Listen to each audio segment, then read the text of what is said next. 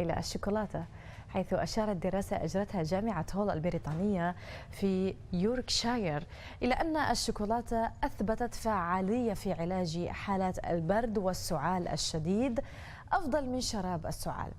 عادة ما يحتوي شراب السعال على الكودايين، وهو مادة فعالة مضادة للسعال، لكنه في الوقت ذاته يسبب التعب والإجهاد كأحد الأعراض الجانبية، فضلا عن احتمالية الإدمان، وهو السبب الذي يدعو الأطباء للمطالبة بعدم تناول دواء السعال طبعا لفترة طويلة.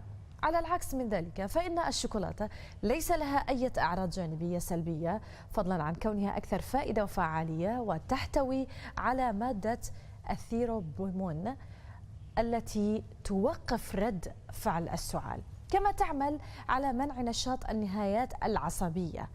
وكلما كان لون الشوكولاتة داكنا زاد تأثيرها وفعاليتها. يعني هذا الخبر صحي، لكنه مشكلة لمن يتبعون الرجيم.